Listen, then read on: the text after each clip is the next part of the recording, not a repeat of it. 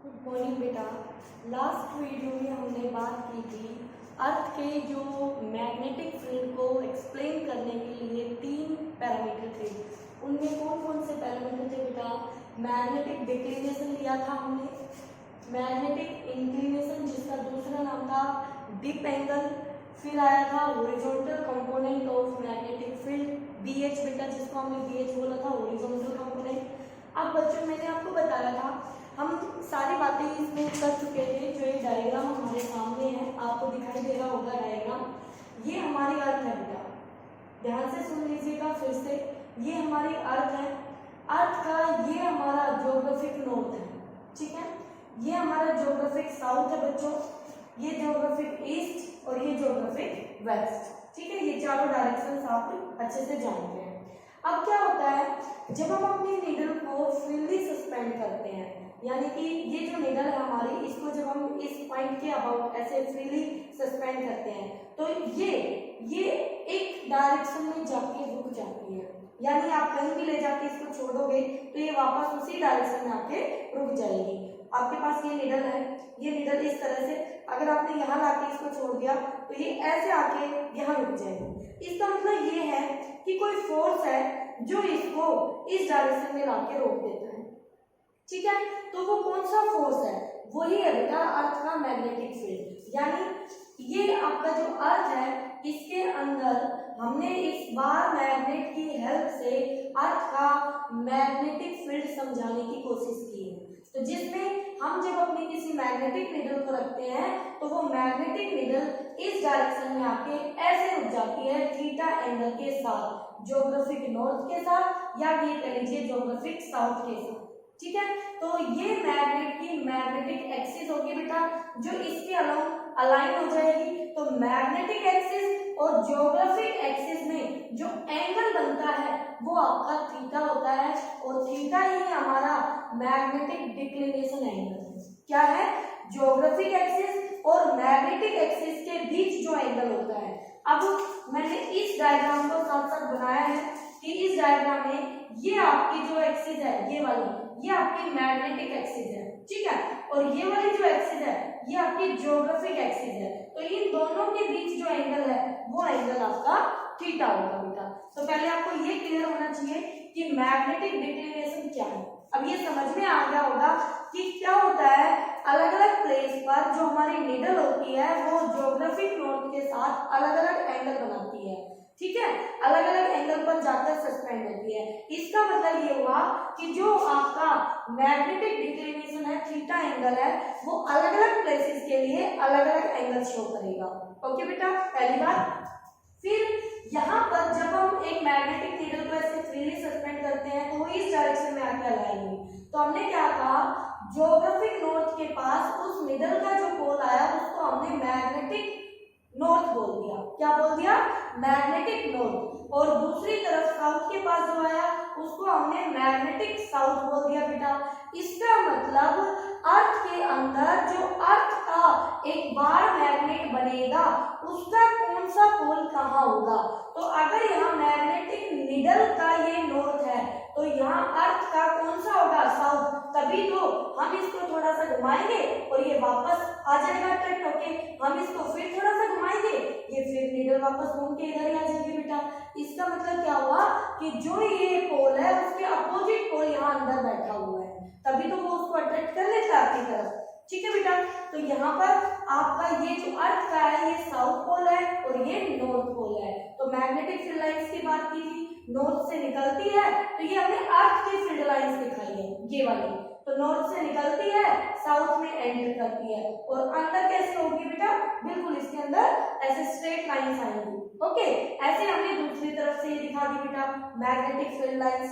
सारी बातें मैं समझा चुकी थी, लेकिन फिर से एक बार रिकैप हो रहा है, ध्यान से देखिए।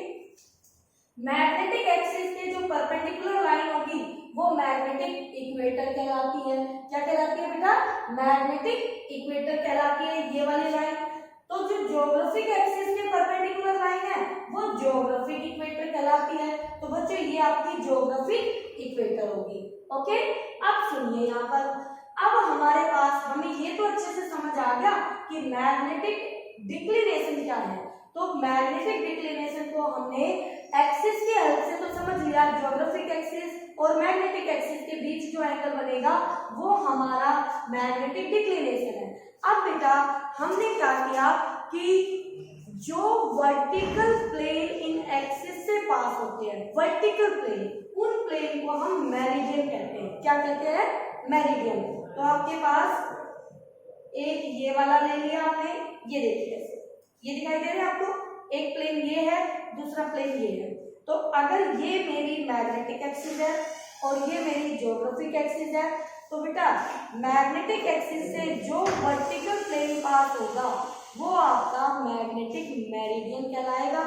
ज्योग्राफिक एक्सिस से जो वर्टिकल प्लेन पास होगा वो आपका ज्योग्राफिक मेरिडियन कहलाएगा। ठीक है, तो वर्टिकल प्लेन, जो वर्टिकल प्लेन पास हो रहे हैं, तो ये आपको दिखाई दे रहे होंगे वर्टिकल प्लेन है। ठीक है, तो अगर इन एक्सिस के बीच एंगल थीटा है तो इन प्लेन्स के बीच भी एंगल थीटा बनेगा। देखिए आपको दिख रहा होगा।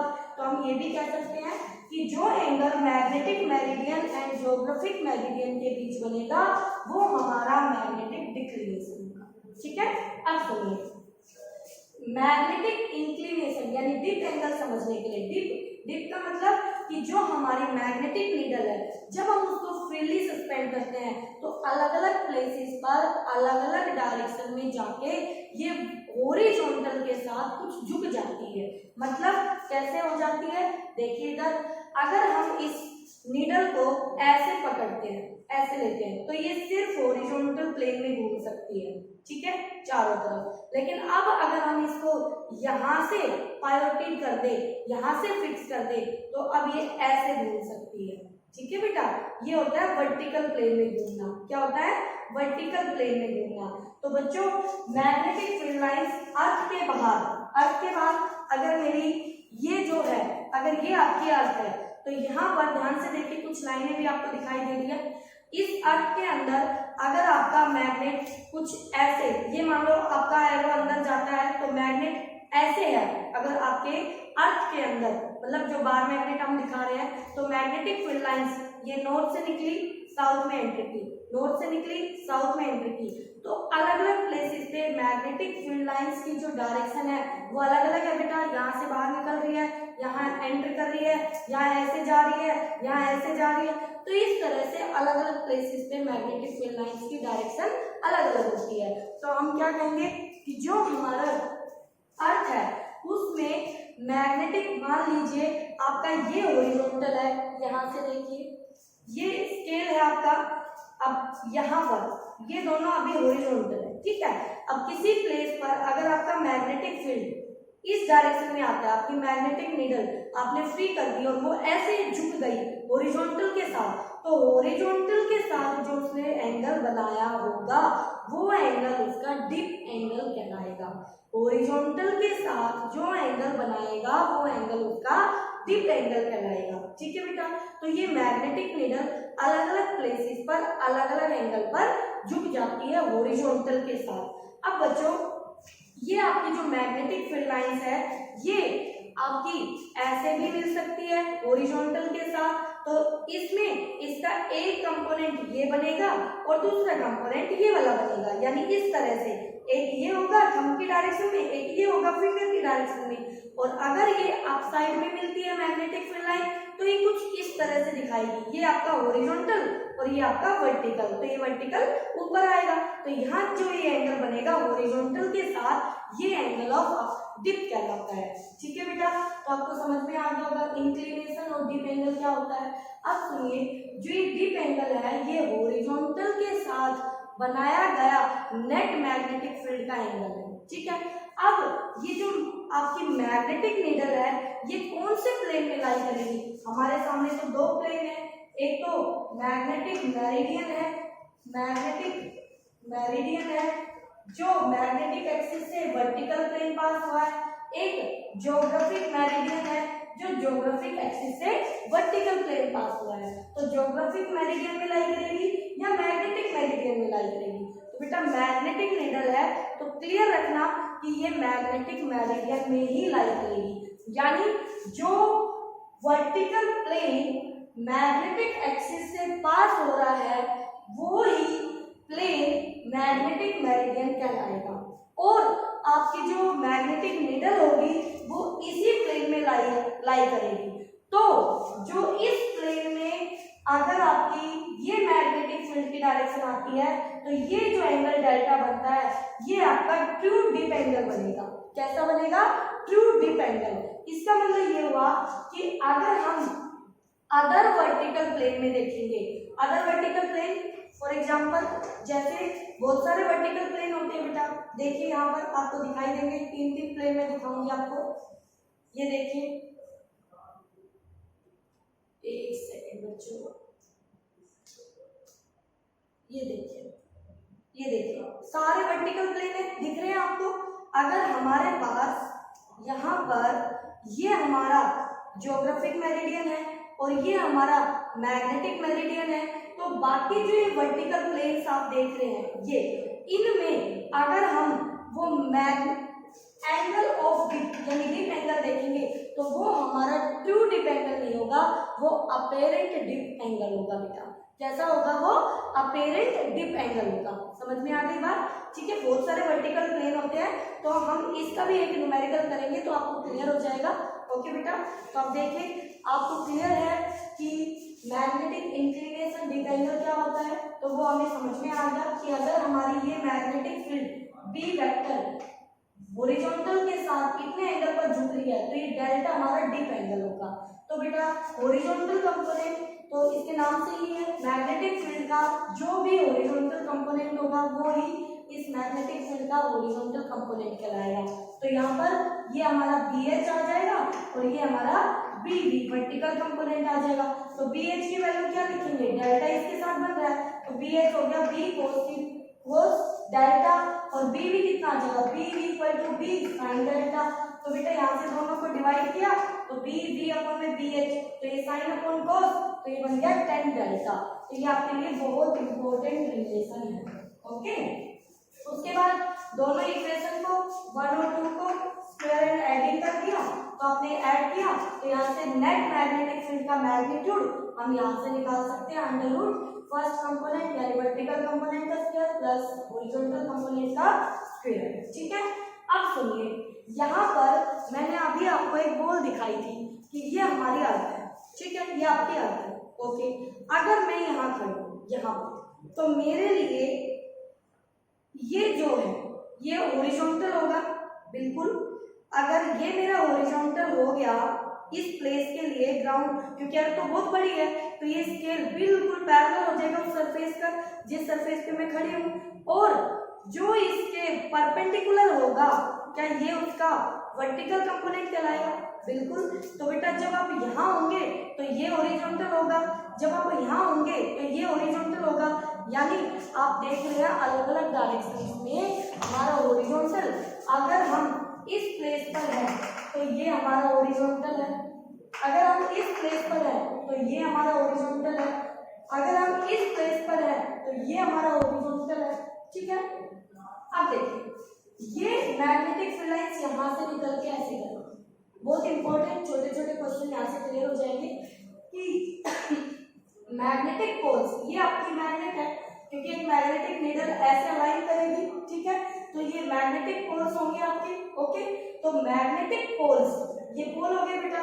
तो पोल्स पर जो आपका डेल्टा बनता है यानी जो नीडल है वो हॉरिजॉन्टल के साथ 90 डिग्री पर एक्ट करेगी। कैसे करेगी? देखो बेटा, ये फील्ड लाइंस ऐसे निकल के ऐसे ये करेगी तो ये ऐसे ये एरो ऐसे, तो मैग्नेटिक फील्ड लाइन ऐसे।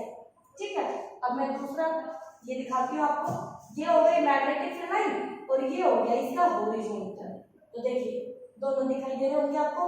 तो हॉरिजॉन्टल के साथ फील्ड लाइन कितना एंगल बनाएंगे? 90 डिग्री। तो हॉरिजॉन्टल के साथ जो फील्ड लाइन मैग्नेटिक फील्ड जो एंगल बनाता है वो डिप एंगल होता है। तो यहाँ पर डेल्टा कितना बन गया? 90 डिग्री।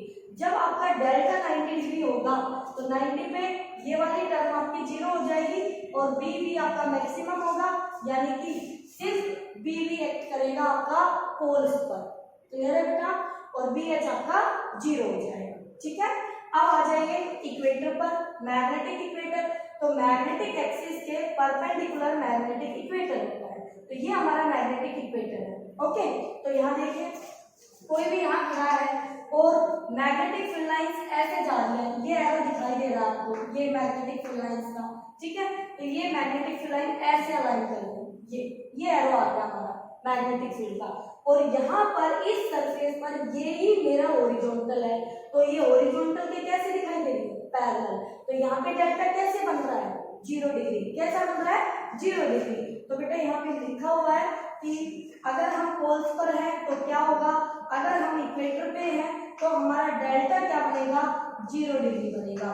तो बी भी वहां पर 0 हो जाएगा और सारा का सारा हमारा हॉरिजॉन्टल कंपोनेंट मिलेगा। ठीक है बेटा, ये पूरी इसकी कहानी थी। मैग्नेटिक फील्ड हमने अर्थ का समझा है इन 3 पैरामीटर की हेल्प से कंप्लीटली। ओके, तो ये जो आपने फाइंड आउट किए हैं डीप एंगल में, कहीं भी आप जैसे समुद्र वगैरह में जाते हैं या कहीं ऐसी जगह पे आप हो जाते हैं, आपको डायरेक्शंस नहीं पता, तो आप मैग्नेटिक नीडल की हेल्प से आपको प्लेस पर ये पता है कि डीप एंगल ऑफ डिक्लिनेशन इतना है, डीप एंगल इतना है, तो आप उसकी हेल्प से सही रास्ते को अपने को खोज सकते हो। ठीक है बेटा, तो इस तरह से हम इसके न्यूमेरिकल भी सॉल्व करेंगे। तो नेक्स्ट वीडियो में आपको न्यूमेरिकल